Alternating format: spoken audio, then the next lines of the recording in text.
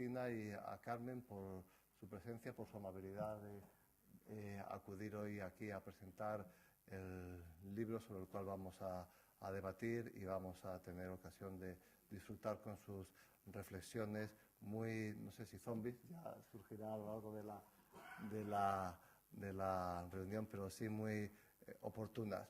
Únicamente en mi condición de anfitrión hacer dos referencias a la escuela. La escuela tiene en sus estatutos como una de las tres tareas asignadas el desarrollo de actividades que permitan la relación entre el sector público y el sector privado. Dentro de las tres tareas que se establecieron al pasar a ser una fundación, surgió la, creo que inteligente oportunidad de vincular la experiencia de gestión en el sector empresarial que se había acumulado a lo largo de los 40 años de historia de la Casa y abrir una línea que permitiese la colaboración entre los gestores del sector público y del sector privado. Por eso la oportunidad del programa que estamos presentando ahora mismo es absoluta. Es intención de la escuela a lo largo de los próximos meses ir generando distintos programas que permitan hacer una costumbre el que los empleados públicos tengamos ocasión de, a través de la tribuna de la escuela, presentar al resto de la actividad las tareas que realizamos de manera ordinaria. Estamos con el Ministerio de Industria preparando un programa que permita poner de manifiesto a través de programas cortos, formativos, una distinta visión que no solo dependa de las consultoras, que no solo dependa de los grandes despachos de abogados que tienden a monopolizar el argumento, la explicación del desarrollo normativo de nuestro país. Queremos ser un lugar a través del cual, desde la excelencia, se pueda dar voz a los gestores públicos para transmitir a las empresas, para transmitir a la ciudadanía la opinión de, si no el intérprete auténtico, sí de un intérprete cualificado de la realidad normativa de nuestro país en un momento en el cual los sectores regulados tienen una importancia extrema y la regulación la adquiere de manera creciente. También es un objetivo de la escuela el poner en marcha un programa que permita hacer evidente a la sociedad algo que en el momento tumultuoso en el que vivimos se nos olvida. La fortaleza de las sociedades, la capacidad de las sociedades de responder en el momento de crisis en el cual vivimos, ha estado muy unida a la fortaleza del sector público, a la profesionalidad de los gestores del sector público. Son los países que gozan de administraciones más poderosas, más prestigiosas, más legitimadas socialmente, los que han sido capaces de enfrentarse a la realidad de la crisis con una mayor facilidad de respuesta. Cada vez que hablamos mal, cada vez que deterioramos un poco el entramado público, a los funcionarios públicos, estamos dificultando la salida de nuestro país, de nuestra sociedad, de la crisis en la que nos vemos inmersos. Y por eso es un objetivo de esta escuela que vamos a intentar poner en marcha con la colaboración del Ministerio de Industria, Turismo y Comercio, el hacer evidente esta realidad. El hacer evidente que destruir el entramado público lo único que nos lleva es a la destrucción de las bases sobre las cuales se soporta nuestra convivencia y a medio plazo a la destrucción de nuestra riqueza. Que los expertos públicos son una pieza fundamental en la construcción de un Estado sólido y de un Estado próspero en el mundo en el que vivimos. Vamos a identificar un número limitado de casos y vamos a tener ocasión de hacerlos públicos y de generar debate en torno a ellos para que nuestra sociedad se sienta orgullosa de los empleados públicos que les sirven y tomen conciencia de hasta qué punto nuestro bienestar futuro depende de la fortaleza de nuestro entramado público. Muchísimas gracias y os dejo con lo importante, que es con Carmen y con Cristina. Gracias.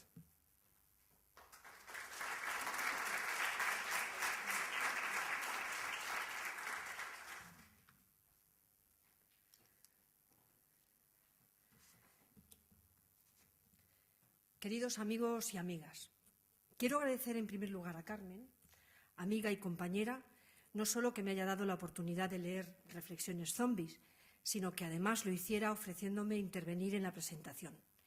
lo cual, ella lo sabe, lo considero un honor y al tiempo un placer.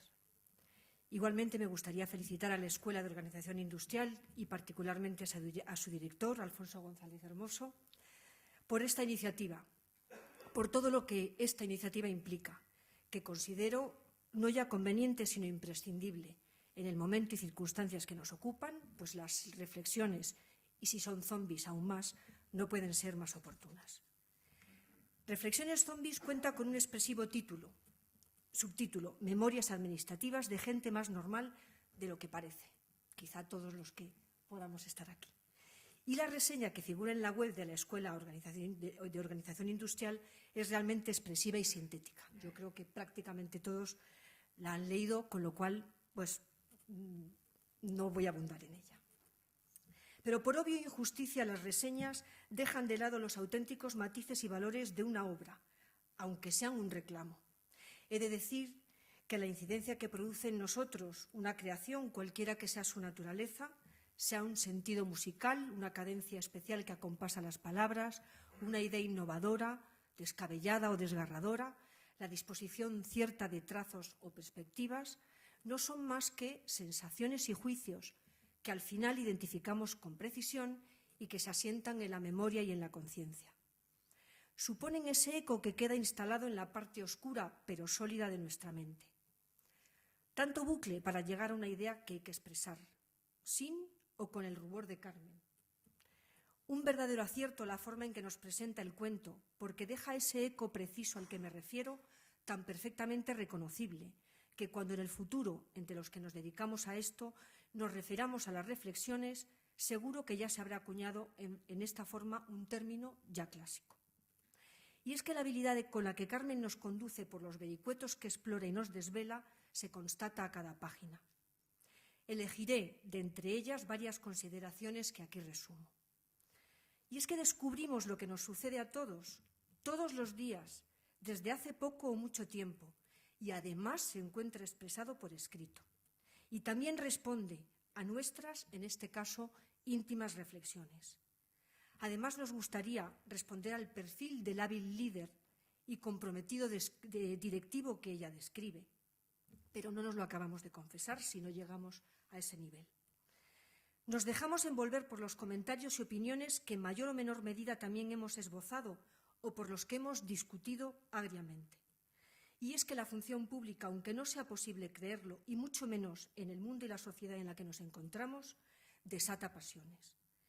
Las reflexiones constituyen un nutrido, fluido, incesante, espontáneo y maduro conjunto de comentarios, análisis y digresiones que abarcan desde la preocupación por la gestión más inmediata de las personas y los modos de dirección más avanzados, a los conflictos nada teóricos entre los poderes repartidos en una organización, el poder técnico frente al poder gerencial, las difíciles y escasamente delimitadas relaciones entre el poder político y poder administrativo, el papel de las organizaciones sindicales o la situación actual de cambio de modelo económico-administrativo en este contexto de crisis económicas. Temas todos ellos que son la esencia de los problemas que afrontamos en nuestro trabajo y que proyectamos por poco que trascendamos en nuestro quehacer cotidiano. Me atrevería a decir que compartimos la mayoría de los que aquí nos encontramos, sin duda alguna, juicios, aunque varían en su expresión o incluso en su contundencia, pero compartimos diagnósticos, experiencias, pero sobre todo una idéntica, pertinaz e incombustible preocupación y entrega por el servicio público. Y lo hacemos en un entorno desamparado y desarticulado, tan vulnerable que lejos de ver reconocida socialmente nuestra labor, en situaciones de dificultad como las actuales, nos convierten en el paradigma de la ineficiencia e ineficacia y llegamos a formar parte de un discurso social excluyente. Ni siquiera resulta suficiente que la defensa de lo público y de los empleados públicos se reitere en innumerables foros, también políticos, para callar tales voces. Y es que el debate entre lo público y lo privado, la defensa de la administración pública y del personal a su servicio o su ataque más frontal, se encuentra demasiado a menudo en los medios de comunicación. Me gusta traer especialmente a colección un ejemplo que, a modo de anécdota, que una conocida compañera nuestra compartió conmigo en alguna ocasión no muy lejana y que por su contundencia me gusta y me parece fascinantemente clara su moraleja. Con su permiso, es decir, el de ella, lo compartiré con vosotros. El caso es un caso práctico con ocasión de la realización de un máster en dirección de empresas. Caso práctico. Muchos de los que están aquí presentes ya me lo han ido a contar, con lo cual comprenderán mi alborozo. Una conocida empresa altamente cualificada y rentable, que pudiera ser, por ejemplo, Mercadona, con un gran volumen de negocios, todo el mundo conoce la empresa, personal de alto nivel, cualificación, una organización compleja, pues siendo ese el caso práctico, le sometemos a las siguientes condiciones. Cambio en la política de mercado cada 4 años, cambio en la dirección general cada 2 o 3 años, cambio en el equipo directivo cada 2. Posibilidades de movilidad para los mandos intermedios de alta cualificación, sin límites ni requisitos de permanencia. Procesos de reestructuración, supresión de sus unidades cada cierto tiempo e incluso reducción de sueldos a su personal.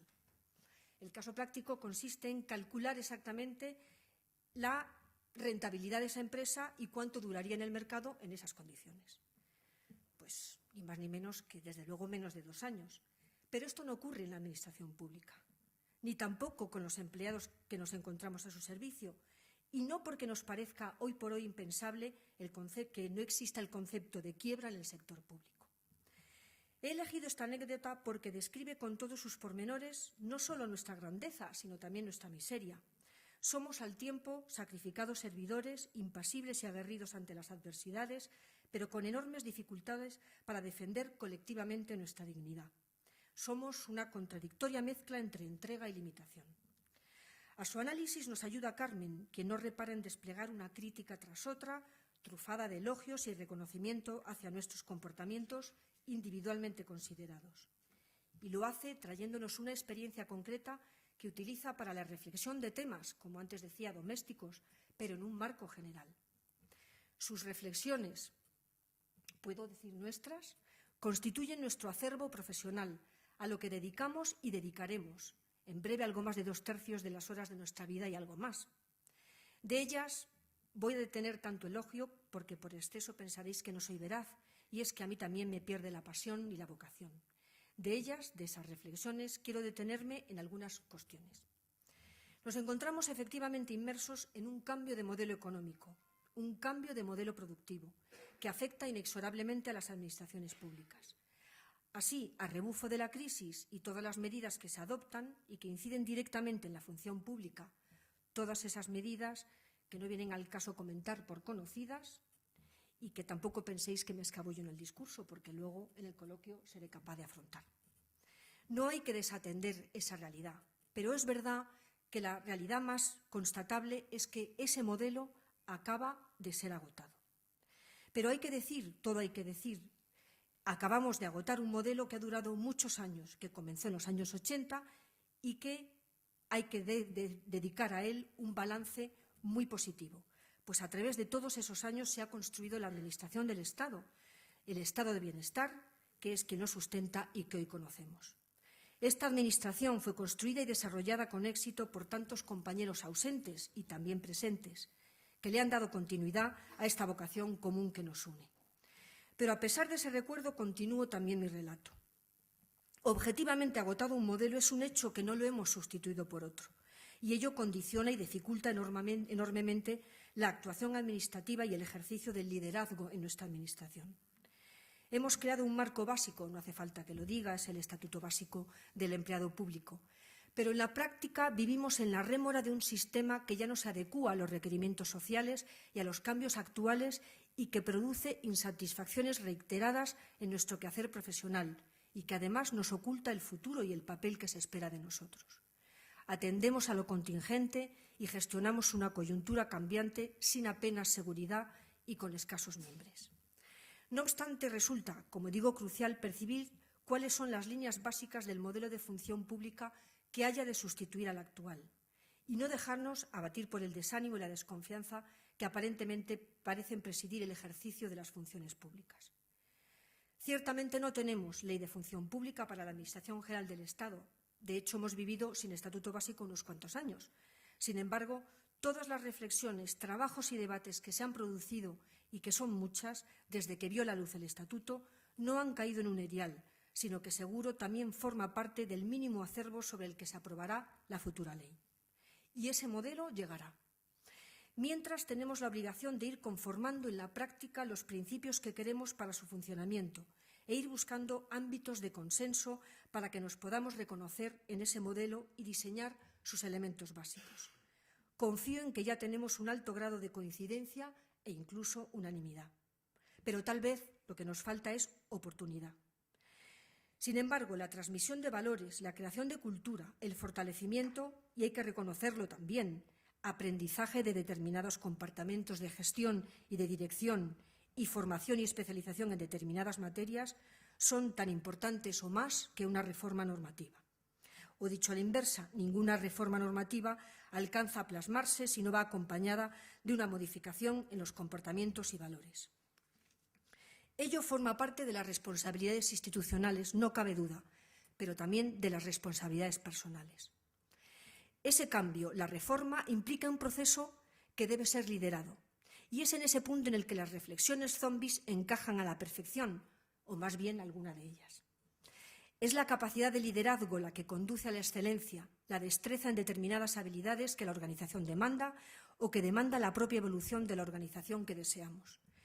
Para la transformación que debemos perseguir es imprescindible el diseño de una de las piezas básicas que se contemplan en el futuro modelo de función pública, el desarrollo de la figura y la función del personal directivo, sobre parámetros que constituyan para el mismo la élite de dirección de la Administración pública. No es suficiente ese esfuerzo abnegado y entrega individualizada de los altamente cualificados profesionales del servicio público.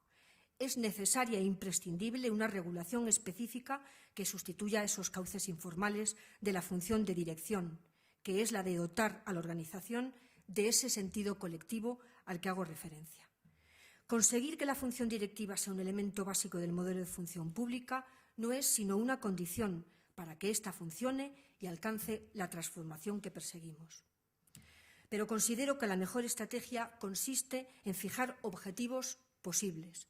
Por ello, creo que en la situación en la que nos encontramos, poner de relevancia esta necesidad, es decir, la de hacer de la función directiva un parámetro incuestionable del sistema, implica institucionalmente un avance no siempre perceptible. Corresponderá, por ello, formar en dicha función que ha de prestarse con la mentalidad de inducir un cambio en nuestra organización, ese cambio necesario, porque así el modelo habrá de ser sustituido. Así pues, habrá ley, y si los elementos básicos de la misma son el diseño de la carrera profesional, el funcionamiento habitual de mecanismos de evaluación del desempeño y, como he dicho, la regulación y articulación de la función directiva, puesto que el sistema retributivo es una consecuencia de los anteriores parámetros, si es así, posiblemente tengamos el modelo de función pública que necesitamos.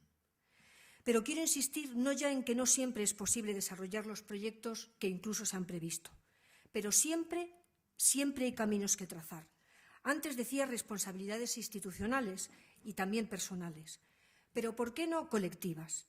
Nos falta vertebración, nos falta esa conciencia colectiva que es imprescindible para inducir el cambio.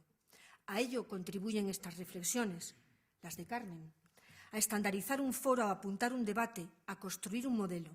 Y es que este modelo ha de ser producto, solo puede ser producto del consenso en todos los ámbitos, sean políticos o profesionales, porque así defendemos nuestra administración pública. Coincido con Carmen en muchas de sus reflexiones, no en todas, por supuesto, pero sí en dos que elijo para finalizar. La primera, los extraordinarios resultados del trabajo en equipo, que es sin duda el mejor valor para el funcionamiento de las organizaciones, porque lo somos las personas que formamos parte de ella. Y la segunda, que una vocación de crítica continuada hacia nuestra organización y hacia nosotros mismos debe ser una actitud y un método que nunca tenemos que abandonar. Termino con una cita, teniendo en cuenta que Carmen nos regala citas en abundancia. Yo, que carezco de esa habilidad, creo que no abusaré del auditorio si concluyo con una. Y además que figura en las reflexiones, y espero que con ello nadie piense que no he pasado de la primera página. Hoy he pensado 6 cosas imposibles antes del desayuno. Todos sabemos que Alicia venció el galimatazo. Gracias, Carmen. Gracias a todos.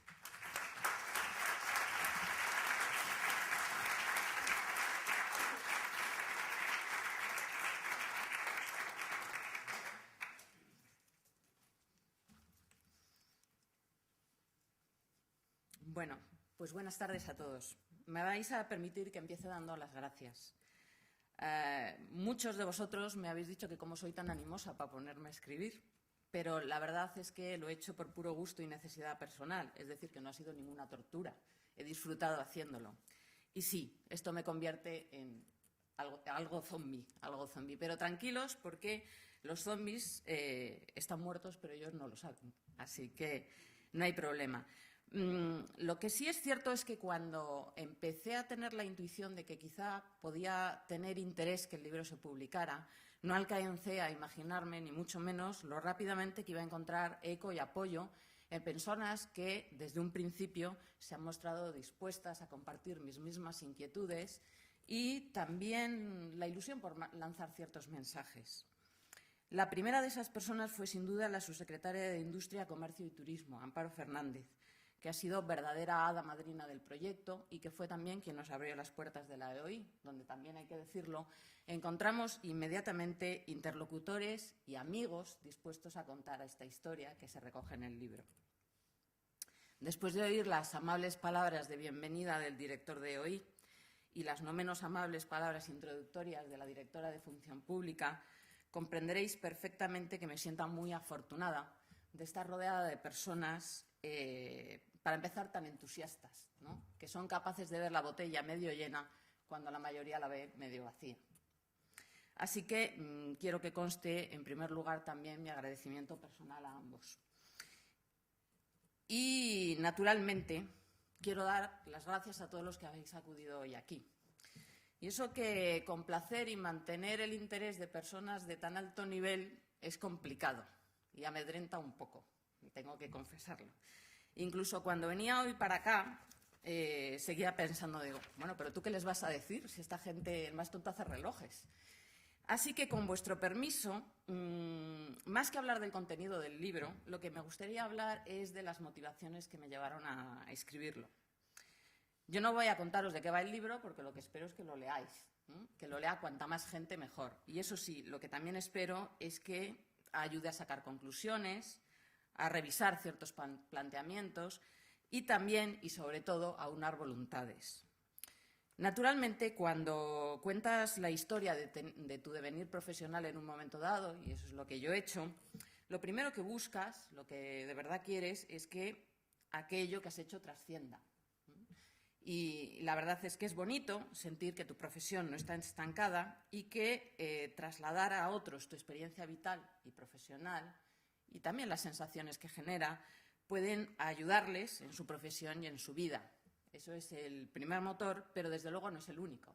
Luego vienen otros. Por ejemplo, en mi caso, dado el momento complicado y difícil que está viviendo el mundo en general y nuestro país en particular, sentía la necesidad de apartar tanta negatividad, tanto mal augurio y tratar al menos de aportar un cierto mensaje alentador sobre nuestro futuro, alentador y positivo. Y esto también es muy complicado, porque todo el mundo sabe que es más fácil hacer llorar que hacer reír. Y en nuestro mundo ya ni os cuento.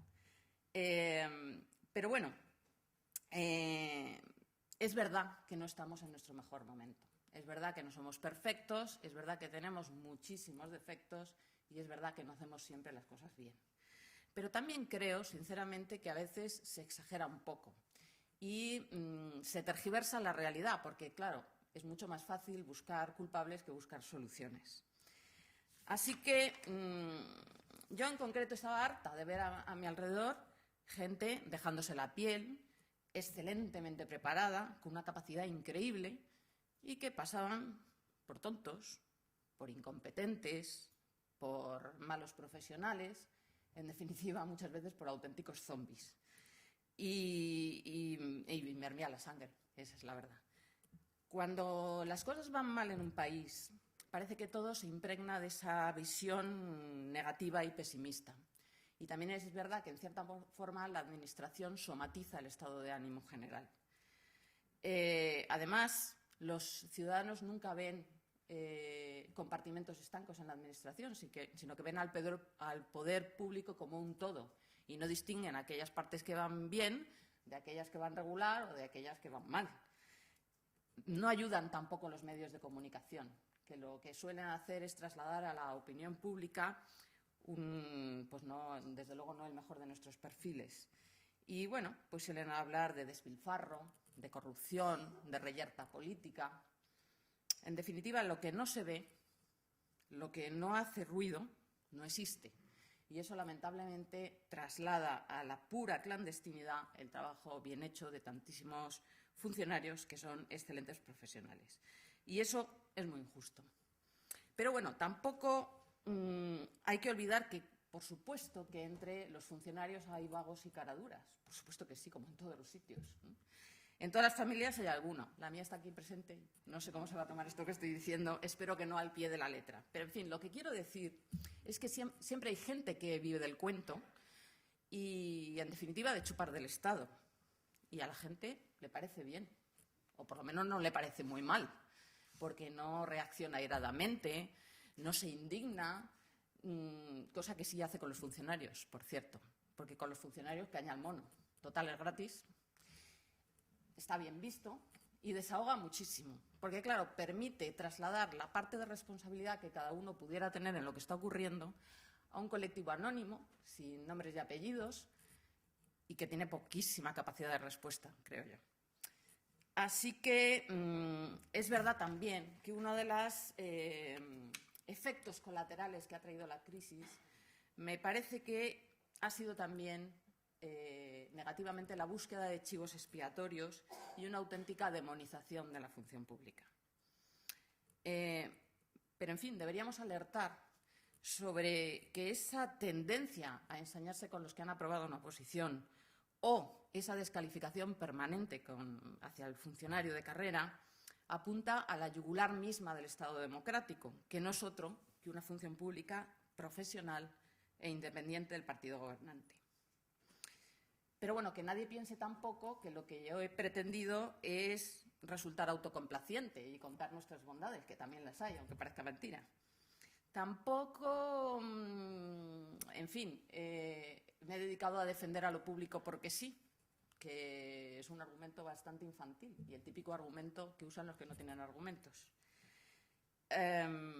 Creo que tampoco he rehuido la responsabilidad de ser autocrítica, de dar caña cuando se merece y cuando nos la merecemos. Y los que han leído el libro lo saben. Y finalmente creo que tampoco he caído en la tentación, en esa tentación típicamente funcionarial de la resignación. Pensar que nada puede cambiar y que, de hecho, nada va a cambiar. Creo firmemente que las personas que estamos en puestos de responsabilidad no podemos tener mayor ambición o aspiración más alta que resultar un poco revolucionarios con nuestro entorno y contagiar a otros la fiebre subversiva. No podemos creer sencillamente que nos pagan por dejar las cosas como están, sino para que las cambiemos y las hagamos mejores. Y a mí lo que me gustaría de verdad es que los lectores tomen el libro como una provocación y también como una invitación a reflexionar acerca de la importancia de la función directiva, especialmente sobre la función directiva pública y su excelencia, en un mundo cada vez más global, más interconectado, más complejo y colaborativo, donde el mayor valor lo proporcionan intangibles como el conocimiento, las redes, los valores, la confianza, la innovación, el liderazgo y las marcas. Respecto a estas últimas, algún autor ha dicho que España no es lo que debe ser, no es lo que le corresponde ser y no es lo que realmente es. Creo que en este momento se puede decir exactamente lo mismo de la función pública, porque no respondemos a nuestro ideal, esa es la verdad. ¿Cuáles son nuestros valores corporativos, esos que hacían de nosotros personas valiosas y profesionales muy demandados? Pues los hemos olvidado o los hemos aparcado. Y es el momento de recuperarlos. En estos días me han llamado la atención dos noticias a este respecto. La primera es que Obama ha nombrado un nuevo jefe de gabinete. Y lo ha hecho en un directivo de JP Morgan, que además es exsecretario de Estado de Comercio. Y dice de él: es un experimentado funcionario y un dedicado patriota. No sé, la verdad, cómo se recibiría un comentario de estas características aquí.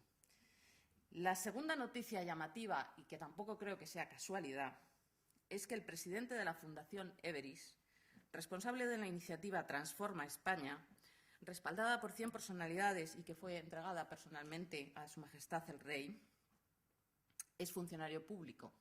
Ingresó como número 1 en el Cuerpo de Abogados del Estado y ha ejercido responsabilidades, altas responsabilidades, no solo en la empresa, sino también en la administración pública, sucesivamente con los gobiernos de UCD, del PSOE y del PP.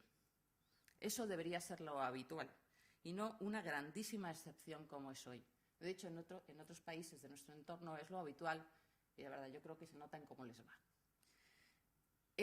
Lo cierto es que nuestra administración es muy rica en talento, y es responsabilidad de los directivos ponerlo en valor. Por eso no debemos dejar que nos rinda el pesimismo ligado a la coyuntura, que recorte nuestras posibilidades y nos rinda el desánimo. Creo que podemos recuperar la confianza en nosotros mismos y, lo que es todavía mejor, que los demás la recuperen en nosotros. Así que, para hacer esto, hay mucho que cambiar, mucho que revisar, mucho que replantearse y mucho que reformar. Y, desde luego, como os digo, muchas reformas que acometer. Es verdad, y yo creo que también hay que decirlo, que pocas empresas hay en España que hayan abordado cambios de la trascendencia y lo hayan hecho con tanto éxito como lo han hecho las administraciones públicas en los últimos 30 años. Yo creo que la mayor relevancia de España en el mundo es, desde luego, una obra en gran parte de funcionarios. No exclusivamente, pero en buena medida sí lo es. Pero, siendo esta verdad, lo cierto es que seguimos organizados de la misma manera, seguimos funcionando de la misma manera y repitiendo machaconamente los esquemas del pasado.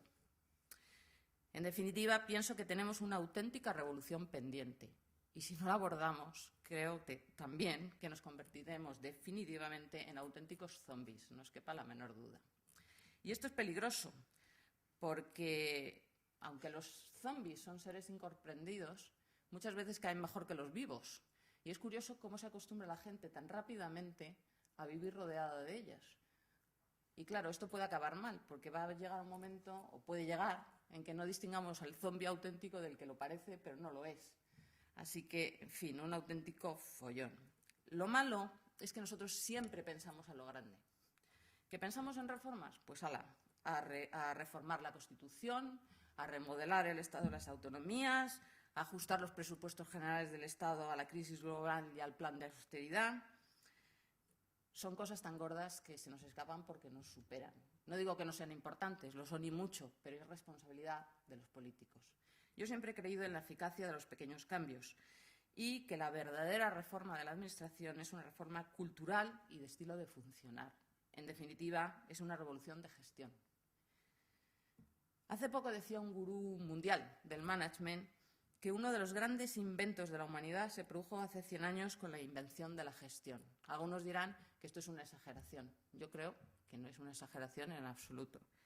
En primer lugar, porque normalmente asociamos, creo yo erróneamente, la innovación a la tecnología. Y además pensamos que la gestión no es una tecnología, y sí que lo es. Es una tecnología social. Es la tecnología del logro humano, de cómo reunir a gente para hacer cosas juntos de forma eficiente y superando la complejidad. Para hacer esto se requieren conocimientos técnicos importantes, pero también capacidades y habilidades prácticas que son intangibles.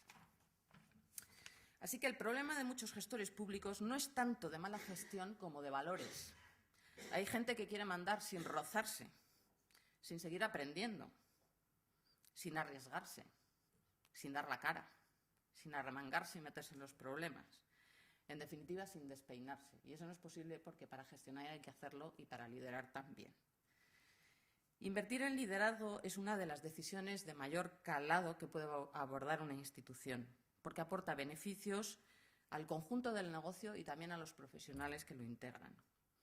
A un directivo, a un líder o a un gestor hay que pedirle visión estratégica, que piense a medio y largo plazo, es decir, que sepa ver más allá de sus narices. Y también que sea embajador contagioso de los valores corporativos. ¿Cómo? Pues gestionando personas y el talento de los equipos. La involucración de los directivos, su habilidad para influir en las personas y su capacidad de generar ilusión tendrán un impacto enorme en el futuro de las organizaciones, sean estas públicas o privadas. Si además hablamos de gente que pulula por el ámbito público, tienen capacidad de influencia no solo en la organización en la que trabajan, sino también en la sociedad en su conjunto. Y tienen dos formas de influir en la sociedad. Una es lo que hacen, leyes, políticas, proyectos y programas, y otra es lo que son. Y esta segunda es infinitamente más importante que la primera, porque convierte a los gestores públicos en un ejemplo permanente para los ciudadanos. En un momento donde cada día es más patente la desafección de los ciudadanos hacia las instituciones, deberíamos meditar muy seriamente en qué contribuimos nosotros a que eso sea así. Y es verdad también que es seguro que las personas desaparecen, pero las instituciones permanecen. Y al fin y al cabo las instituciones son lo que las personas hacen de ellas. Muchos gestores públicos no somos conscientes de que cada decisión que tomamos o cada decisión que dejamos de tomar genera inmediatamente multitud de consecuencias a nuestro alrededor. Y tampoco somos conscientes de que podemos contribuir decisivamente a que el mundo que nos rodea sea de una determinada manera. Y no deberíamos desaprovechar esa capacidad de influencia, porque es nuestra responsabilidad y porque nadie que tenga voz pública puede no sentirse concernido, ya que la excelencia nos interpela cada día con más fuerza. No es suficiente ser uno más, ni siquiera ser bueno. Hay que aspirar a ser un referente en los sectores en que cada uno trabaje. Y para conseguir eso hay que gestionar con el ejemplo y recompensar a la gente buena. Solo con eso cambias una organización de arriba abajo. Y también por eso necesitamos invertir en gestión y en liderazgo, que es un déficit endémico de nuestra administración. Quizá porque todavía no acabamos de entender que el ejercicio del liderazgo es inversamente proporcional al ejercicio del poder. Las relaciones productivas son siempre asociaciones mutuas, son siempre alianzas entre personas. Y el liderazgo no proviene de jefes diciendo a las personas lo que tienen que hacer. Tampoco es verdad que la gente trabaje más o colabore más con quienes más les pagan. Y la administración es un excelente ejemplo de ello. Porque si eso fuera verdad, en la administración la gente solo trabajaría en Hacienda. Y no es verdad, ¿verdad? Bueno, esto es una broma. Como diría una conocida presentadora de televisión, un beso para los compañeros de Hacienda. Pero lo cierto es que nadie va a colaborar, que la gente no va a colaborar con causas que le sean ajenas y que el rendimiento y el alto rendimiento siempre va ligado a un altísimo nivel de compromiso. Para algunos, ese esquema simplemente no se puede aplicar en la administración. Yo, insisto, no estoy de acuerdo, porque sigo pensando que nuestro problema es básicamente cultural. Y deriva de que en la administración seguimos aplicando el esquema tradicional que decía que algo así como trabaja duro y ten éxito. Pero claro, desposeído del contexto que le daba sentido, lo cual explica que ahora nadie trabaje duro y muy pocos tengan éxito. Deberíamos ir incorporando, y todavía lo hacemos a duras penas, un nuevo paradigma profesional que dice trabaja bien, disfruta con tu trabajo y supérate. Me temo que en nuestro contexto a algunos les sonará demasiado frívolo y sin embargo a otros demasiado exigente. ¿Qué le vamos a hacer? Lo innegable es que estamos ante un momento de profundo cambio de modelo, como consecuencia del agotamiento del sistema productivo instaurado después de la Segunda Guerra Mundial. Como ciudadanos nos debería preocupar que la toma de conciencia esté durando tanto, porque hay gente que está todavía discutiendo si el sistema debe ser reformado o no. Pero también es verdad que es muy difícil acumular el liderazgo que se necesita para afrontar los cambios que nos está demandando la situación mundial. Incluso los líderes natos, esas personas que parece que han nacido para mandar y arrastrar gente con ellos, pues lo tiene muy crudo para llevar adelante su liderazgo.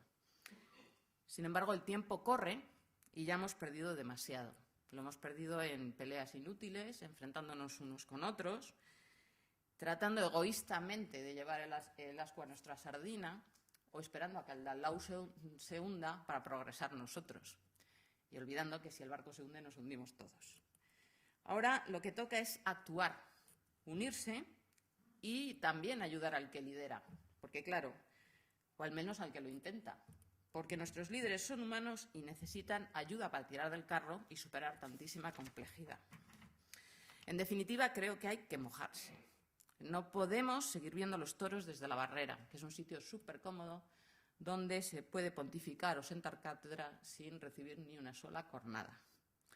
Y voy a intentar ir terminando con una última reflexión. Espero que esta no sea muy zombie, porque se refiere a la historia que se cuenta y se desarrolla en el cuento.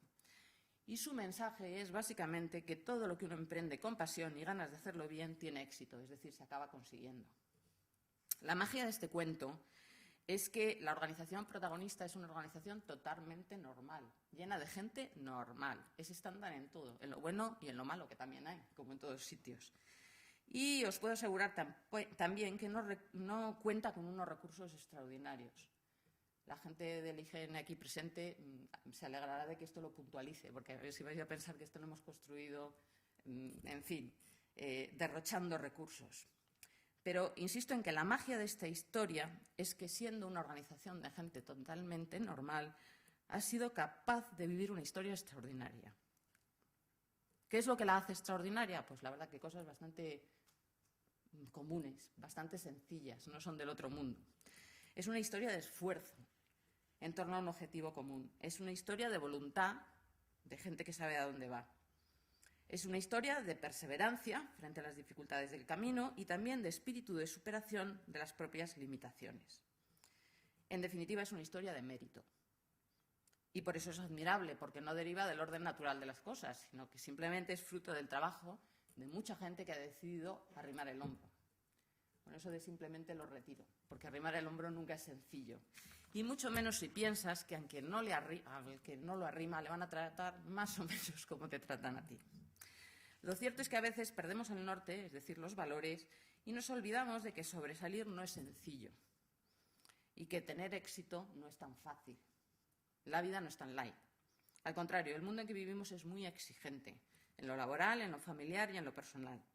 Antes la vida era más sencilla, pero ahora es muy difícil dar la talla en todos los ámbitos. Y a pesar de eso, la riqueza que nos rodea, los avances tecnológicos, nos han hecho pensar que las cosas podían ser sencillas y fáciles, y ha hecho que le quitemos atención y valor al esfuerzo humano.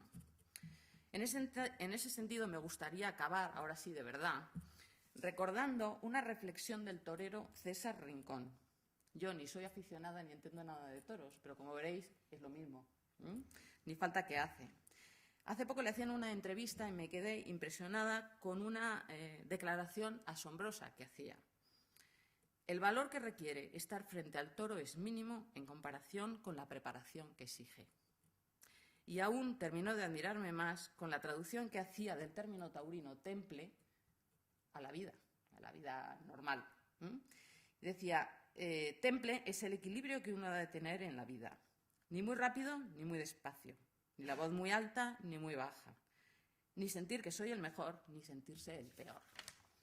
Me parece una cuestión magnífica, valor, preparación y temple, para tomarla como referencia vital. Y nada más, salvo esperar que os guste el libro y disfrutéis mucho con él. Muchas gracias.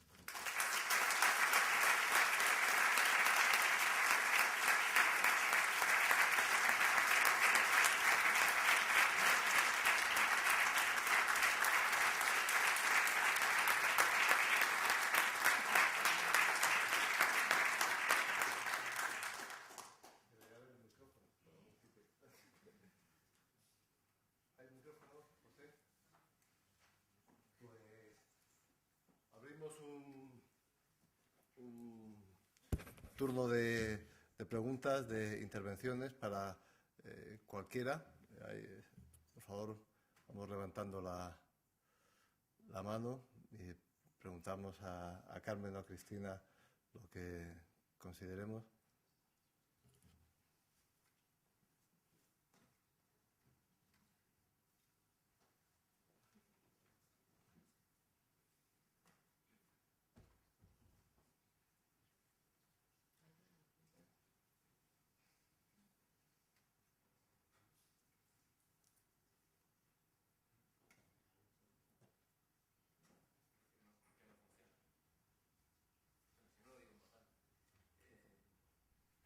¿Tú crees que os ha ayudado en el cambio que ha supuesto en el Instituto el plan estratégico el hecho de no ser ninguno del equipo directivo técnicos y que se os viera como neutrales en esta especie de competencia o de rencillas que describes en algunos sitios del libro?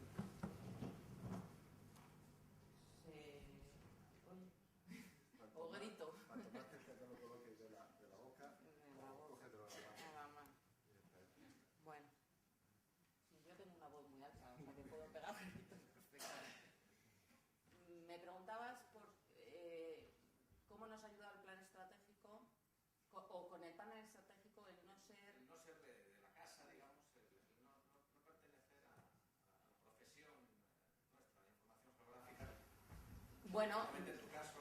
Sí, yo creo que ha ayudado mucho precisamente porque nos ha obligado a aprender de los técnicos que sí entienden de la materia que se está gestionando y nos ha proporcionado la oportunidad de complementar eso en lo que ellos son expertos con la materia en la que nosotros somos expertos y que es la gestión.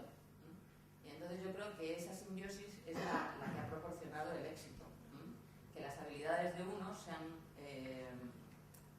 complementado con las habilidades de otros y eso ha permitido pues crear un resultado que está muy bien. Y precisamente he hablado de las virtudes que tiene, digamos, la gestión como tecnología, porque sí que te permite, sin conocer los entresijos técnicos de una materia, poder hacer un diagnóstico, poder estructurar y sistematizar la información que necesitas de quien la tiene y ayudarles a proyectar unos objetivos, medirlos, cuantificarlos, replantearlos, y entonces, sin saber nada, aunque con el tiempo se termina sabiendo cosillas, la verdad, pero sin saber nada, ese esquema mental te permite canalizar la información que la organización sí tiene, que es muy valioso. Y luego, enseguida, la organización que aprende, y yo creo que esta es una organización que aprende, también aprende de los métodos de gestión. Y yo creo que el plan estratégico, que al principio nos sonaba a todos a chino mandarín, pues ahora, oye, nos codeamos con una tranquilidad y con una sencillez que antes lo que nos daba trabajo, ahora no nos da porque ya lo tenemos como interiorizado en nuestra metodología, creo yo. Para que lo puedan coger el sonido, como están los en streaming, es importante, me dicen que... Yo te quería plantear un tema que suena bien ahora, ¿no? Gracias. Que has enfatizado y que muchas veces se desprecia, que es el concepto de gestión. Hace muy poco, en una presentación en Sevilla, planteaba delante de un consejero que España necesita gestores, que nuestra gran carencia como organización, como sociedad, es que faltan gestores, personas comprometidas con los resultados concretos. Y tenemos un número muy importante de personas con muchas ideas, con mucha creatividad, pero que nos falta quien aterrice las ideas creando organizaciones y transformando las organizaciones. Entonces, ese sentido de reivindicación de la gestión, yo creo que me parece que es un tema esencial. O sea, las cosas se tienen que hacer y tienen que hacerse siguiéndose procedimientos con habilidades que son transversales a distintas personas, pero que son propias de una actividad como es la gestión. El poner en valor que el que hace que una organización funcione y evolucione es algo difícil y relevante en una sociedad, me parece que solo por eso merece la pena ya el libro que estamos presentando a la misma, ¿no? Y me gustaría compartir con con vosotras un poco la puesta en valor de la figura de sí que es menos valorado fontanero, o que no es el que sale a hacerse la foto, que no es el gran presidente, pero que es el que consigue que una gran o pequeña organización todos los días. A mí me maravilla, y lo saben aquí, el que demos al grifo y salga al agua, ¿no? Es una cosa que me maravilla, o que todos los días pueda coger el metro y esté funcionando. Digo, qué cantidad de tecnología, qué cantidad de gestión, qué cantidad de comprensión hay detrás de eso, ¿no? Bueno, yo que también tengo la voz así alta, pero es que si no, que todo el mundo escuche. ¿Se oye? ¿No? Es mejor. Bien, decía, yo creo que es muy importante la figura del gestor. O sea, tanto que creo, la verdad, que en los últimos años se ha devaluado, no de manera imperceptible, y que en parte todos hemos sido, pues hemos estado condicionados quizá por lo que es la propia estructura administrativa, pero más bien orientados, como tú dices, Carmen, pero es verdad, o sea, puestos que son menos incómodos, menos de batalla, y huyendo de esa barricada que no deja de ser lo que es la gestión, se ha perdido lo que en el fondo hace funcionar a las organizaciones en el terreno inmediato, que es el profesional de la gestión. Porque eso es una profesión en sí misma, y es lo que ahora mismo yo creo que no tenemos institucionalizado, que es lo que importa. Hay gestores muy buenos, pero falta la institucionalización de esa función específica de gestión que hay que reivindicar, yo creo, como una pieza clave de un proceso de reforma, o diría yo incluso de funcionamiento, porque en el fondo es esa pieza que engancha con otras consideraciones, que otros ámbitos de saber y conocimiento que tienen las organizaciones, y que digamos que son profesiones distintas. Una sin la otra no podría funcionar, pero de hecho el gestor tiene que ser un profesional de la gestión. Sí, yo que he hablado, y el libro lo reitera hasta de forma machacona, que hay que hacer esfuerzos, etcétera, yo insisto en que hay que hacer esfuerzos, pero esfuerzos inteligentes. Y esos esfuerzos inteligentes siempre los canaliza un gestor que sabe cuáles son las reglas del juego de poner cosas en funcionamiento y hacer marchar organizaciones. Y en ese sentido, y retomando la puesta en valor de nuestro plan estratégico, hay una frase que dice que los pesimistas siempre tienen excusas y los optimistas siempre tienen un plan. Y eso, siempre hay gestores detrás de los planes, siempre.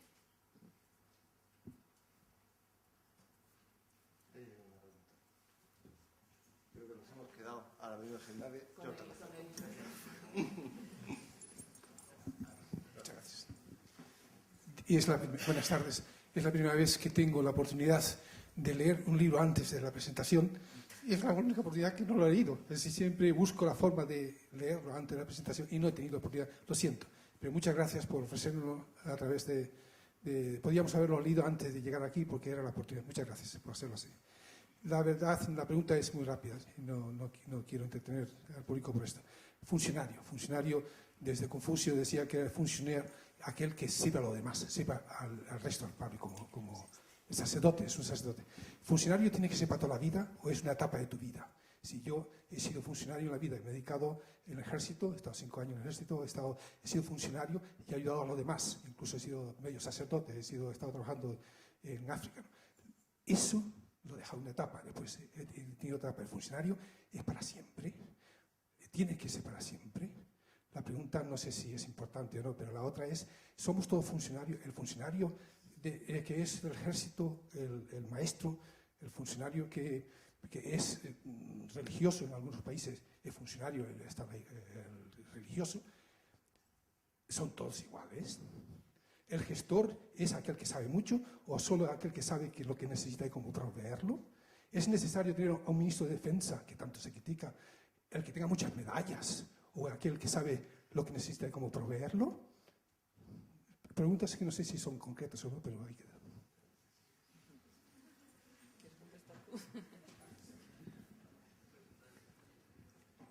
Pues sí que son unas cuantas, así que seguro que se me olvida más de una y mi capacidad retentiva pues se va directamente a una que es la que más me ha llamado la atención. Por ejemplo, ¿el ser funcionario es para toda la vida? Sí, claro, es una profesión. O sea, yo creo que hay una confusión entre, por ejemplo, una persona que se dedica a la empresa privada, en donde nadie discute si va a seguir o no en la empresa privada, porque no tiene fecha de caducidad. Pues lo mismo ocurre con el personal funcionario. Es una carrera específica y además que tiene las garantías suficientes como para preservar la función que desempeña. Porque la relación de autoridad, de potestad pública que implica exactamente la figura y el ejercicio de la función del personal funcionario es la garantía del Estado. Eso yo creo que es la propia construcción de nuestro Estado democrático. Es una garantía de estabilidad, Estado y Administración pública. Y, por tanto, la Administración la ejercemos y la desempeñamos los funcionarios. Y por eso está toda la carrera y todo el sistema diseñado. Cosa distinta es que ese sistema tenga que, en parte, adaptarse, pero desde luego no perdiendo las garantías que ha permitido que esto sea así, o sea, que la propia garantía del Estado esté custodiada por el personal funcionario, que es el que supone la continuidad. Bueno, mucho rollo para esa única pregunta, así estaríamos aquí toda la tarde. Y ya me he perdido en las demás. Salen de ayuda, Carmen. No, a mí lo único que se me ocurre respecto al cúmulo de preguntas, pero bueno, yo creo que, en fin, así en un totum revolutum están relativamente contestadas. Lo que se me ocurre que puedo añadir a lo que decía Cristina es que, claro, cuando hablamos de funcionarios, parece que los funcionarios solo se dedican a una sola cosa. Y además de que son profesionales para toda la vida, porque es una profesión, pero bueno, luego hacen cantidad de cosas. Lo que habla el libro fundamentalmente es de gestión. Bueno, porque es el hilo conductor del libro, pero bueno, en la administración hay funcionarios que gestionan, hay funcionarios técnicos, hay funcionarios que asesoran, hay funcionarios que ejercen profesiones específicas, es decir, que hay una variedad infinita de cosas, ¿no? Pues parece que si eres funcionario, pues eres monotemático, y no. La variedad de funcionarios que hay y la variedad de organizaciones públicas que hay, bueno, yo creo que la gente cuando piensa en funcionarios piensa en el estereotipo, pero se quedaría alucinados si hiciéramos un análisis de todo lo que se puede llamar función pública y todo lo que son organizaciones públicas, que es variadísimo, es un mosaico enorme de cosas. Yo voy a polemizar con Cristina. Yo creo que en una vida profesional como la que vaticinan para nuestros hijos, donde se habla de 14 ocupaciones distintas a lo largo de su vida, donde se habla más de proyectos que de trabajos, creo que pese a las características que tiene el ejercicio de la función pública por su acceso, por la autoritas que se ejerce desde ella, el entenderla como una actividad cerrada al ámbito del sector público, creo que no se corresponde con lo que vamos a ver en los próximos años. Creo que hay unas enormes ventajas de la movilidad. Hasta ahora hemos vivido la movilidad solo en una dirección. Muchos compañeros accedían a puestos relevantes en empresas en principio públicas y de ahí al sector privado puro y duro, pero no hemos habilitado ni condiciones ni caminos fáciles para que se produzca el retorno. Y yo creo que el ejercicio de la función pública debe tener también oportunidades de ida y vuelta, que eso va a enriquecer a nuestro sistema productivo, donde pecamos de purismo, de contaminación. En otros países la vertebración entre lo público y privado está mucho más trabada. No vemos con esa percepción cercana a la corrupción, con que alguien pueda ejercer una actividad profesional en el ámbito privado después de haberla ejercido en el público. Y creo que defiende mucho mejor los intereses nacionales, estructuras en las cuales, con las cautelas que sean necesarias, haya movilidad entre el sector público y el sector privado. Y a mí me gustaría que fuese una aventura o una posibilidad posible para todos y bidireccional. Incluso en el futuro estatuto si algún día lo tenemos, de directivo o público, que haya la posibilidad, ¿por qué no?, de integrar en determinados momentos otras culturas que vengan a enriquecer el acervo de la gestión pública. O sea que yo sí apostaría por... sé que ahora es muy difícil, ¿no?, y que las condiciones no son las mejores, ni de mercado de trabajo, ni de culturales, pero sí levantando la cabeza y buscando una estructura funcionarial para los próximos 20 años, sí me gustaría un modelo donde no fuese la excepción y donde el poder trabajar una temporada en el sector privado, aprender determinadas herramientas, aprender a gestionar con una doble cuenta de ingresos y de gastos, que aprendemos a gestionar solo con un solo lado porque el resto nos lo da Hacienda bueno, pues eso lleva consigo valores que también trasladarlos son relevantes. O sea que, bueno, Me arrojo al micrófono. Bueno, yo creo que hay, en mi opinión, dos cuestiones que delimitar. Porque una cosa es el funcionario en su carrera profesional como concepto y como figura en defensa de los principios constitucionales, que no parece que vayan a cambiar. Y cosa distinta es un problema de relación y de vertebración social que implica ni más ni menos las relaciones, yo diría, no solo entre el ámbito público y privado, sino incluso en el interadministrativo. O sea, lo que no tiene sentido en la realidad actual es que vivamos en compartimentos estancos de tal magnitud que no podamos hacer ni siquiera del conocimiento un conocimiento común. Y del compartir experiencias, exactamente lo mismo. En tus palabras, cuando has hecho referencia, bueno, a la futura ley de función pública, a la futura regulación del personal directivo, en donde claramente has dicho que por qué no en determinados puestos de personal directivo puedan ser ocupados por personal funcionario, cierto es que es un antiguo debate.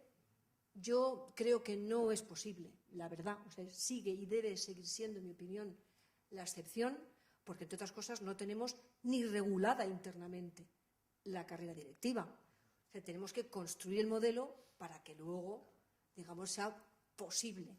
Y yo creo que la experiencia, el intercambio de experiencias, la permeabilidad entre el sector público y el sector privado, como decía antes, el interadministrativo, es seguro la asignatura más pendiente. Pero pasa primero por el diseño de lo que es nuestro modelo y luego saber que estamos en un mundo en donde tiene muchas facetas, porque además tampoco creo yo que sea tan claro y diáfano el hecho de que el funcionario como tal no se encuentre en muchísimos ámbitos de su actividad funcionarial aplicando criterios de derecho privado como si fuera directamente una persona que no es funcionaria. Y de alguna forma hay sectores mucho más, en fin, la esencia del Estado, que sería impensable como tal, ¿no? Pero es tan variada la administración que yo creo que es en parte bastante desconocida y no debemos, yo creo, simplificar, como antes decía Carmen, exclusivamente la figura del funcionario porque muchos de nosotros yo creo que ni siquiera podemos saber a qué se dedican y nos sorprenderíamos aunque sean funcionarios.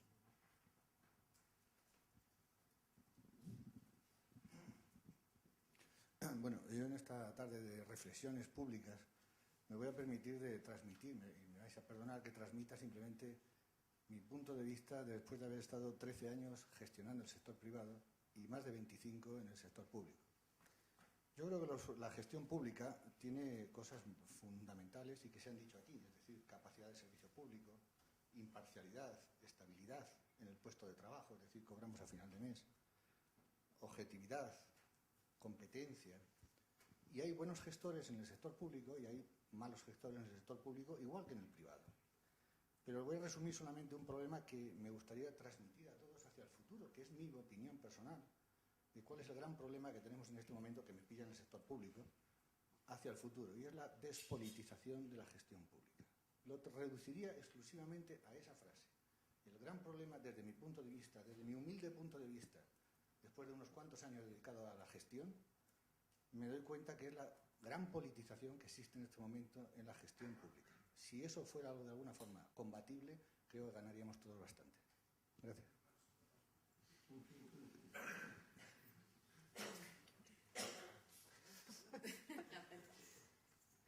Yo también estoy de acuerdo. O sea, yo creo, aunque solo sea desde el punto de vista comparativo, en nuestro entorno, la administración, lo que es la gestión, la función de gestión y, por tanto, el papel que corresponde al funcionario y al directivo, se encuentra, podría poner un equivalente, pero hay administraciones europeas que no pestañean con un cambio de gobierno, y me refiero a secretarios de Estado.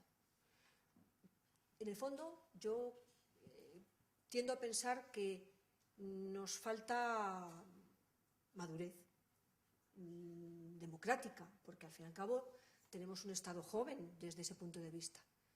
Pero la tendencia es, y confío en que sea así, esa, y creo que debe ser así. Porque en esas relaciones complicadas que hay entre el poder político y el poder administrativo, hay una lucha y no siempre un acomodo. Pero, de todas maneras, yo creo que en la construcción de nuestro Estado, también Carmen lo decía, quien realmente ha construido la administración ha sido el funcionario público y es el garante. Otra cosa es que además eso tenga que ir mucho más allá, porque lo que merece la pena, o por lo que merece la pena diseñar un modelo, que yo creo que evidentemente tiene que constatarse en las normas, no simplemente en las prácticas, o hacerlo depender de cuáles sean las características personales de quien esté en cada puesto en cualquier momento. Yo creo que lo que hay que tender es exactamente a preservar, a dirigir, a gestionar con criterios que realmente sirvan a lo que es el ámbito político, que se dedica a su espacio propio, y delimitar claramente lo que es el ámbito público desde el punto de vista que pretendemos. No voy a decir que sea del todo así, pero hay que confiar en que es un problema de madurez y todo llegará. Bueno, yo simplemente añadir que yo creo que uno de los efectos más perniciosos de la politización de la administración, cuando se produce, es precisamente el cortocircuito de los equipos directivos. Y muchas veces son los funcionarios a un nivel estrictamente funcionarial, los que dan continuidad a la actividad pública, porque los políticos cambian, y cambian cada 2 por 3, y teniendo en cuenta el calendario de nuestro sistema electoral, estamos permanentemente en elecciones, y eso no parece que lo vayamos a cambiar. O sea que el problema es dar estabilidad a los equipos directivos de las organizaciones públicas, y esa estabilidad, cuando se produce, genera rendimiento. Se dice en el libro, y lo reitero ahora, por la razón que sea, incluidos los milagros, pues esta organización ha seguido con los mismos objetivos y el mismo esquema de actuación y las mismas líneas prioritarias durante unos cuantos años, y eso se nota. No digo que, en fin, haya que tener a todo el mundo garantizado el tiempo suficiente para que dé resultados, pero por lo menos una cierta estabilidad para no estar pendiente a ver si te mueven el sillón, porque si no, no te concentras en lo que tienes que hacer, eso es evidente. Y ese problema es el que yo creo que la directora de Función Pública ha dicho que tienen en prioridad absoluta resolverlo con un estatuto de los directivos públicos. Y bueno, le deseamos todo lo mejor para ver si lo consigue. Si por politización entendemos que es el uso partidista de la Administración, sí. Si como politización entendemos el objetivo de cumplir intereses políticos de carácter público, bueno, pues vamos, sí, el uso partidista totalmente de acuerdo. Pero no es un problema que afecte solo a las administraciones.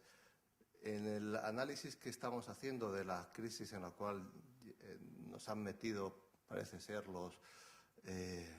la codicia ilimitada de agentes financieros, aparece un factor clave que es el pensamiento a largo plazo. Y es la idea que hoy día posiblemente más se repita en la formación del ámbito empresarial. Necesitamos estructuras que permitan gestión a largo plazo. La separación entre el capital y la gestión en el ámbito empresarial ha conducido a procesos de toma de decisión donde tienden a maximizar los beneficios a corto plazo a una costa de la propia institución. En nuestro caso, puede ser que no sea como consecuencia de la codicia de los gestores y la distancia del capital o de los ciudadanos, pero se pueden producir fenómenos distintos. La estabilidad es fundamental en las organizaciones. Todas las empresas valen más cuando está vivo la persona que las ha construido y que las ha dado estabilidad. Eso es una máxima que está en medida. El que haya una estructura que dé estabilidad, y cuanto más grande es la organización, más poderosa debe ser la estructura, es absolutamente esencial. Es un problema de supervivencia. Si le damos el poder de las entidades financieras, de las grandes empresas, a personas que pretenden maximizar los beneficios a corto plazo, nos encontraremos con las crisis que hemos vivido estos últimos años, que, como teníamos ocasión de leer, curiosamente, las deudas privadas siempre se terminan pagando también con recursos públicos, ¿no? Y por eso el disponer de una estructura con los hombros anchos y con generosidad, capaz de llevar a toda una sociedad con una visión estable a largo plazo, es absolutamente esencial. Es imprescindible el dotar de estabilidad a la principal organización que tiene, que es la Administración.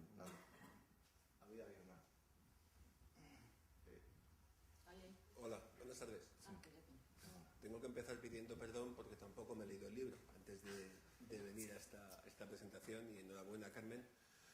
Yo creo, y compartiendo, que tenemos muchas carencias de estructuras en la línea que apuntaba el presidente, pero este debate abierto de la intercambiabilidad de directivos públicos y privados, hoy por hoy es imposible.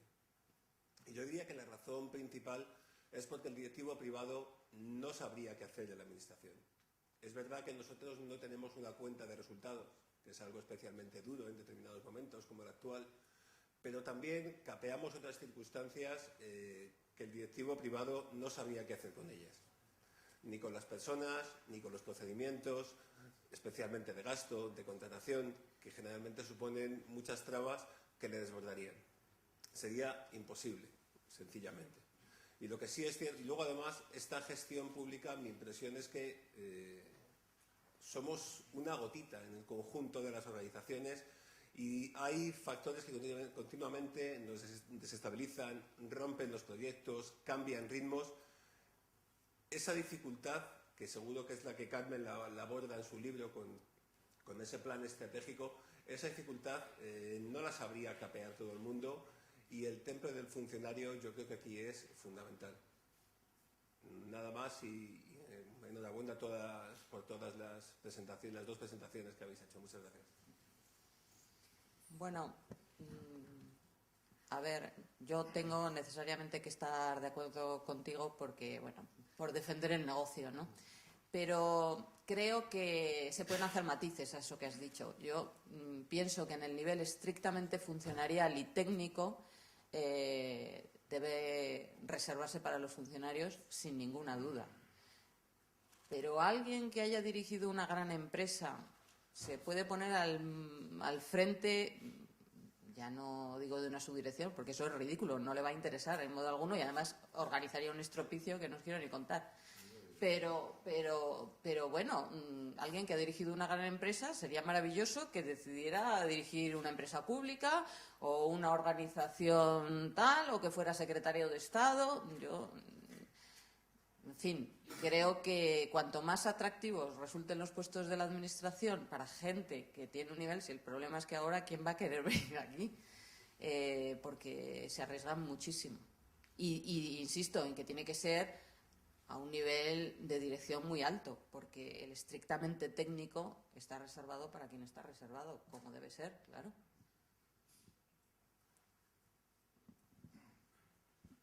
Bueno, no me puedo resistir a dar mi propia opinión de todo lo que se ha dicho aquí.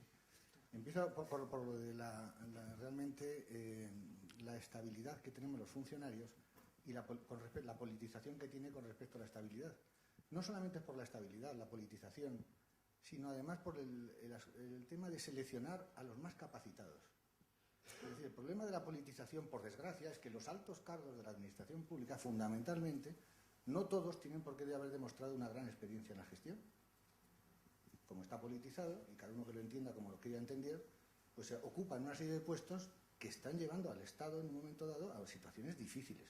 Porque no se les pide una gran experiencia en muchos casos, simplemente es lo que cada uno quiera entender por politización. O sea que es, por un lado, la estabilidad, pero por otro lado, lo que nos estamos jugando también es seleccionar, la capacidad de poder seleccionar a los mejores. Con respecto a si una persona con formación privada haría un estropicio en el sector público, hombre, dependerá. Yo creo, y como te llevo más años en el sector público que en el privado, yo puedo decir que a mí me gustaría. A mí lo que ha dicho el director de la Escuela de Organización Industrial lo veo como algo que podría estudiarse, por supuesto, que personas con experiencia, y claro que hay atractivo, hasta en estos momentos, en el sector privado, con un 20% de paro, pues por supuesto que hay atractivo hasta en los altos cargos en estos momentos. Gestionar los servicios públicos. Y yo no creo que fuera un desastre, ni muchísimo menos. Creo que sería algo positivo el que una persona que se ha acostumbrado a gestionar fondos privados, donde ahí, por desgracia, lo único que hay es la rentabilidad. Si no eres rentable, vas a durar muy poco en el puesto que estés en la empresa privada. En el caso del sector público, depende de la politización que tenga el Estado en este momento, cada uno que juzgue España en qué estado de politización tenemos, y lo que pueda aguantar el partido correspondiente o la situación correspondiente. Yo creo que en los altos cargos de gestión, que es de lo que estamos hablando aquí, podría haber una transmisión de conocimiento y de personas entre el público y lo privado permanentemente, y valorarlo realmente por los servicios que da al Estado, al país, esos cargos públicos, sean del privado o del público. Gracias. Hola, buenas tardes a todos. Yo no he leído el libro todavía, pero después de haberte escuchado, Carmen, creo que lo repartís aquí, ¿no? No hay que comprarlo. No hay que comprarlo. Ah, entonces lo leo fijo. Gracias. Del título y de las dos intervenciones que he escuchado, porque a la primera no he podido asistir, lo siento, deduzco que el tono del libro es un poquito jocoso, ¿o no? ¿No es nada jocoso? ¿Es muy serio? Es que del título... Tampoco. ¿No? Bueno, por eso a mí me gustaría también hacer alguna reflexión, no jocosa, pero en fin, un poco más, no sé. Es que estamos aquí como demasiado sesudos. Yo lo enfocaría esto ahora desde el punto de vista del gestor, del día a día, lo cotidiano, lo que nos encontramos cada mañana, los que tenemos que atender, eso, los oficiales mayores, los directores de administración, los secretarios generales, los directores de recursos humanos, lo que es nuestro día a día. Me ha encantado porque el director de la escuela ha mencionado lo del grifo del agua y otro compañero ha mencionado que ha estado en África. Y es que me encanta, porque eso lo digo yo siempre. Yo he estado casi 5 años en África, en Guinea Ecuatorial. Y si tengo que decir cuál es la diferencia que hay entre África y el primer mundo, es que África no tiene administración. Lo digo y lo mantengo allá donde me quieran oír, y ahora que tengo el micrófono estoy encantada de decirlo. No tienen gestores. Guinea Ecuatorial, como la mayoría de África, tienen muchísimo dinero, no tienen administración, tienen un mundo de empresas privadas que a su manera sobreviven y se hacen ricas, pero no tienen gestores de lo público. Y desde que me volví de allí, cada mañana cuando abro el grifo y sale agua, o doy al interruptor de la luz y hay luz, digo, gracias a la gestión, a la del ayuntamiento, a la de la autonomía, yo ya no discrimino, no voy aquí a hacer valoraciones, a la de la administración del Estado. ¿Qué pasa? Que en unos tiempos como los de ahora, que somos la bicha, tenemos la culpa de todo, en mi opinión se está intentando resolver la crisis a costa del sector público, poniendo en entredicho siempre lo mal que va, lo gastosos que somos, todo. Entonces, parece que estamos poniendo un poquito en tela de juicio el estado de bienestar social que se fundamenta, de verdad, creedme, en mi opinión, y además es que lo defiendo a machetazos, como dicen en Guinea, en la administración. Y la administración en sus gestores, que por supuesto, yo lo digo, en mi opinión, y la defenderé también, tienen que ser con carácter indefinido, para garantizar la imparcialidad, para tratar de no estar politizados ni pendientes de los famosos cesantes. Es que se nos olvida la historia, se nos olvida la historia. ¿Qué ocurre ahora? Pues que yo creo que cada día, como gestores que somos y que tenemos el dinero público en la mano, teniendo en cuenta que hay crisis, pues vamos a racionalizar la gestión, vamos a racionalizar los procedimientos, que todo sea más breve, que todo sea más ágil, que todo sea más barato, pero no suprimamos lo público y defendamos nuestro papel desde tiempo inmemorial, para bien y para mal. Ahora solo está de moda o lo privado o que nosotros funcionamos mal. Y hemos tenido que ver con horror cómo la opinión pública le ha faltado aplaudir por la calle cuando nos han reducido el sueldo. Es que me gustaría recordar. Entonces, ¿qué haría yo con esa opinión pública? ¿La llevaría un mes a África? La llevaría un mes gratis a África, a cargo de la Seguridad Social.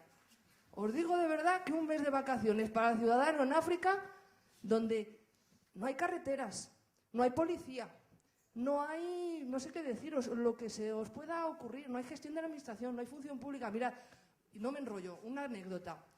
Reunión de aquí mi persona con la alcaldesa de Malabo, capital de Guinea Ecuatorial.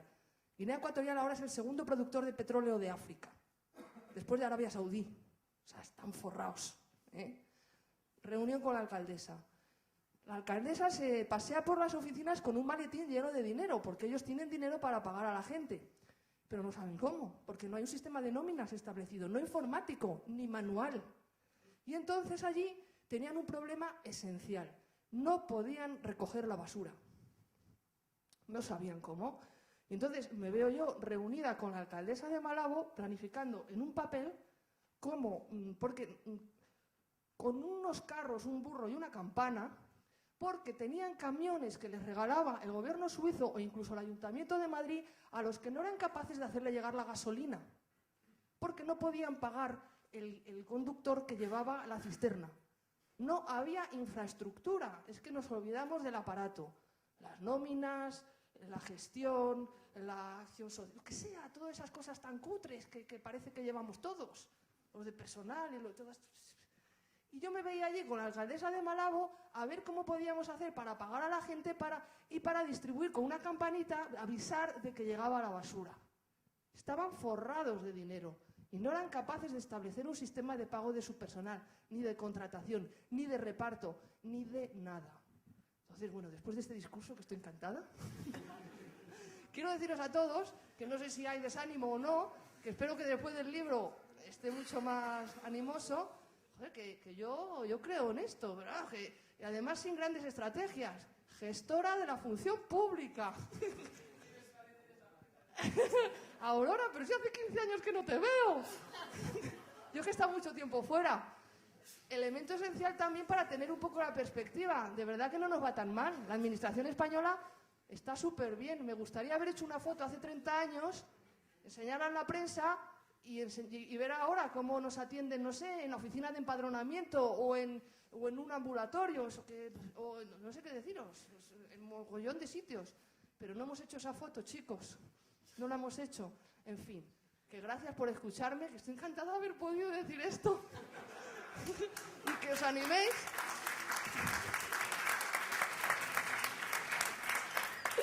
Y que ojalá, no sé, pudiéramos vernos más a menudo en un marco como este, porque es que yo estoy de gestión, sindicatos, presupuestos restringidos, el horror del horror del horror. O sea, yo no recomendaría ahora a nadie que se hiciera gestor de la administración pública, pero una vez que lo somos, adelante con los faroles y gracias a todos. Muchas gracias, Teresa, porque creo que más gráfica de lo que ha sido no se puede ser. Si alguien no tenía la idea de por dónde van los tiros, pues oyéndote a ti se conoce inmediatamente. De hecho, yo creo que esa foto que dices, es que no nos hemos hecho una foto antes y después, ¿no? Como cuando las reformas de las casas, antes y después. Pero tenemos la opinión de los ciudadanos. Si tú le preguntas a los ciudadanos qué opinan de los funcionarios, hay que taparse los oídos. Pero si después de haber recibido un servicio les preguntas, y de hecho se lo preguntamos, pues oye, la gente sale bastante satisfecha. Entonces, yo creo que lo que llevamos encima es el estereotipo. Y entonces, si pensamos en abstracto, nos salen todos los horrores.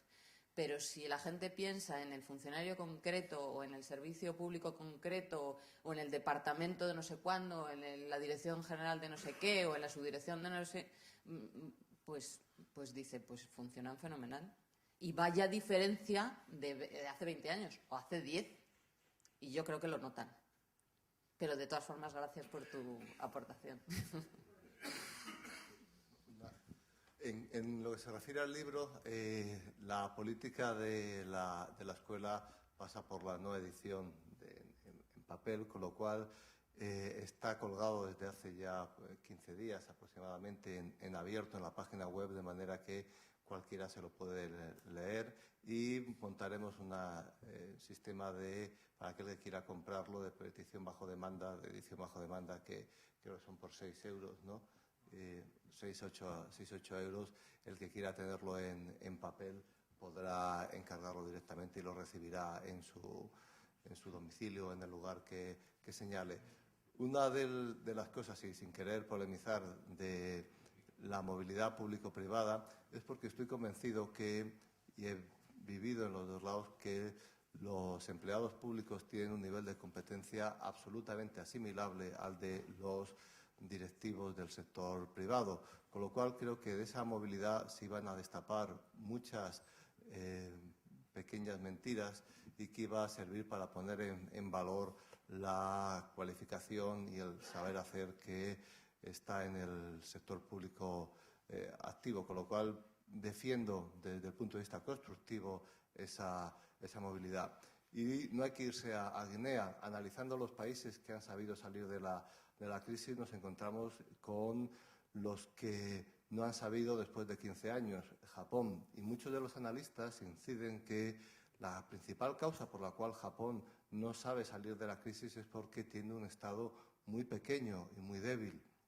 A la hora de analizar los BRIC, y nos faltan alguna letra, y sin embargo los que han tirado para adelante son los que tienen estados poderosos, organizaciones que velan por el interés común de una manera estable. Claro, el paradigma es China, que tiene una estabilidad de a 15 años. Posiblemente no sea el seguro, no es el mejor modelo, pero cada cambio generacional da una estabilidad de 15 años y tiene una estructura pública capaz de poner en marcha proyectos en los cuales involucrar al conjunto de la sociedad.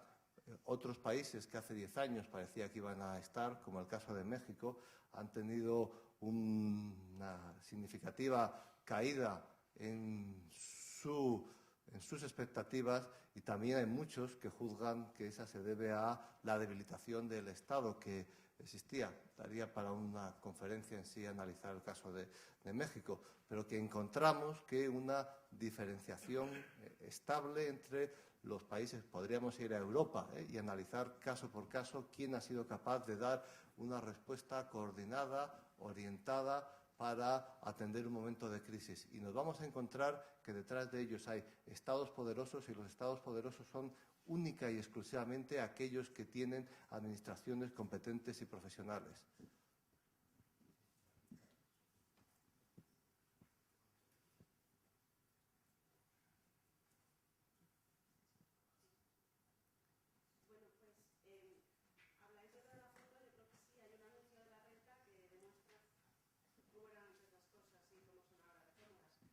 Pero bueno, mi reflexión va dirigida a que lo que más me gusta, no, porque no me lo he leído, pero algo que me gusta solamente con tenerlo en la mano, es que la persona que ha puesto en práctica este cambio en el IGN junto con el resto del equipo sea Carmen y que además sea una mujer, porque estoy muy harta de oír de qué cómodo es lo de ser funcionaria.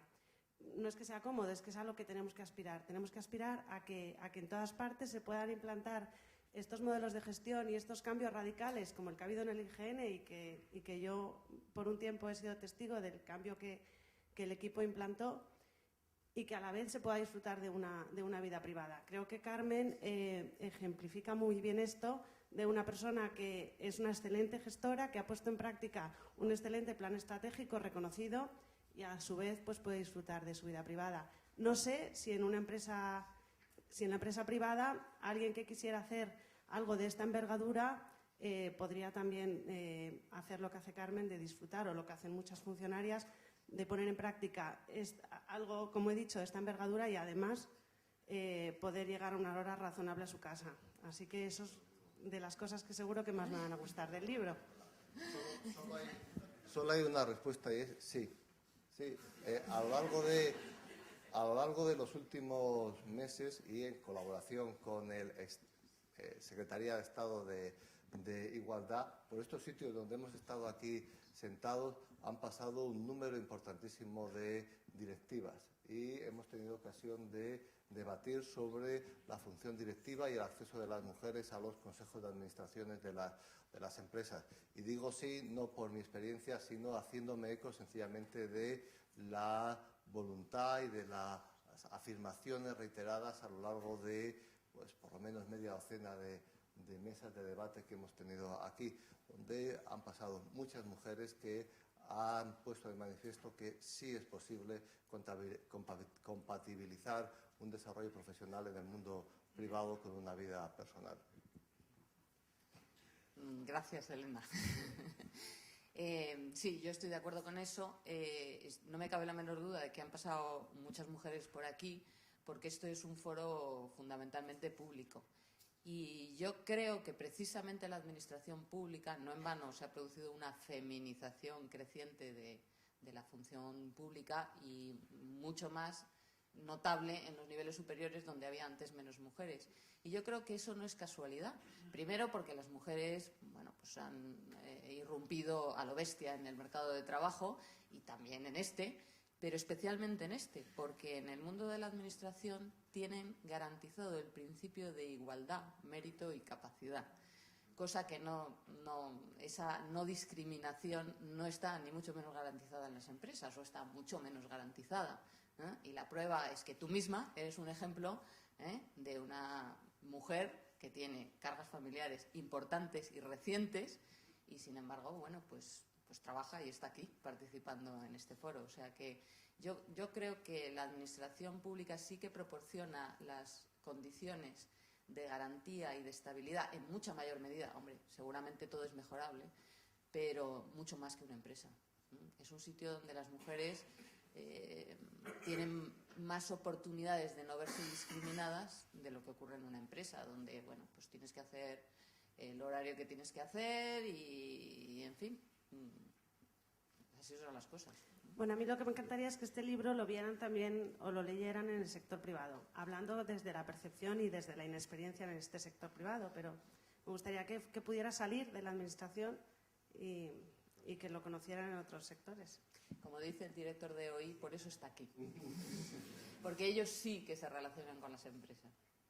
Este es el primer evento en 2 años y no sé cuántos meses ya, que se hace con un contenido esencialmente público. Hemos tenido algún acto vinculado a empresas del sector público, con Renfe, con SEPI, pero un acto exclusivamente, y es una línea que nos hemos marcado en el plan de actuación de este año, precisamente el dar una mayor relevancia a esas actividades que decimos que teníamos en los estatutos de punto de fusión o punto de encuentro entre el sector público y privado. Y por supuesto que nuestro repositorio, donde está puesto el libro, es utilizado fundamentalmente por predirectivos y por directivos públicos, y que nuestro sistema de comunicación está orientado fundamentalmente al sector empresarial, pero esperamos que a partir de ahora también podamos contar con una presencia activa en nuestras redes de compañeros funcionarios, ¿no? Que ya veréis cómo hacemos muchísimas cosas de interés transversal. Retomo la palabra porque antes yo quería abundar en un tema que se ha planteado aquí y que no es ni más ni menos que la igualdad, las situaciones de conciliación de vida familiar y laboral, porque me parece que es uno de los ejemplos que mayor visualización tiene por lo que ha supuesto de empuje político. O sea, yo creo que hay que decir las cosas como son. Hay veces que la política es una rémora y hay veces que no.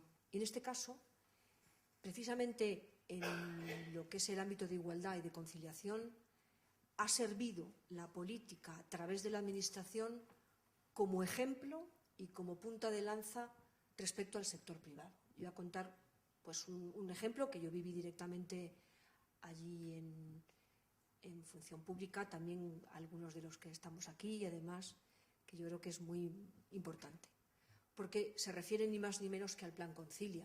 El Plan Concilia supuso un hito casi impensable incluso dentro de la propia estructura de la Administración. Entre otras cosas, claramente porque en los ámbitos en los que estábamos negociándolo con los sindicatos se pasó por la izquierda las propuestas mismas que tenían ellos. Pero en realidad lo que importaba es que esa figura de conciliación, las posibilidades de la conciliación, fueran no solo posibles dentro de la Administración, sino que también sirviera, como digo, de imagen en el sector público. Y ocurrió una cuestión que tiene un valor en sí mismo muy importante, porque ese lugar común de que antes un funcionario ahí, que se queda hasta las 8 y 9, así, tiene mucho valor, porque es, no digo extraordinariamente productivo, pero sí entregado, al menos en tiempo, y resulta que a partir del Plan Concilia en realidad ya no estaba bien visto que se estuviera allí tanto tiempo, porque entonces uno no era lo suficientemente inteligente o hábil como para adecuar sus necesidades profesionales con personales que son perfectamente compatibles. Y en el fondo es una cuestión de cultura, pero yo sinceramente creo que eso ha producido un empujón muy importante hacia todos los ámbitos, Estado, en todos los ámbitos, territoriales, sectoriales, ámbito público y ámbito privado, pero exactamente igual con el principio de igualdad. Realmente nuestro sistema tiene una base inmejorable para producir unos mecanismos que permitan un desarrollo equilibrado del principio de igualdad entre mujeres y hombres. Es verdad, o sea, en nuestro ámbito ciertamente es. Hemos aprobado el primer plan de igualdad de la Administración General del Estado, yo creo que fue la semana pasada, o sea que tengo los datos muy frescos, no es que tenga todo así en mi mente y conocimiento, pero lo que importa es que a pesar de que sabemos que el ámbito público permite que haya una condición buena para que no se dé ese principio de discriminación, lo que importa es ver por qué, una vez producido el ingreso en la función pública, por distintas razones, no es posible que la mujer acceda en las mismas condiciones a puestos de responsabilidad o a altos puestos directivos. Sean las razones que sean, pero en todo caso lo que importa es, como es un principio que tiene valor en sí mismo, lo que sí se traduce es que la Administración tiene que adoptar medios de acción positiva para permitir realmente que el principio de igualdad sea efectivo, que es de lo que se trata en definitiva. Bueno, sí, la escuela cambió los horarios de las actividades para ir poco a poco acercándonos a los... antes empezábamos a las 7 y a las 8, ahora, aun a riesgo en algunos casos de perder audiencia, tenemos como máxima empezar a las 6 de la tarde y cerrar a las 8 las actividades para que, bueno, si llegamos tarde no lleguemos por lo menos muy tarde. Yo creo que, Carmen, si quieres cerrar el acto. Esto no estaba previsto.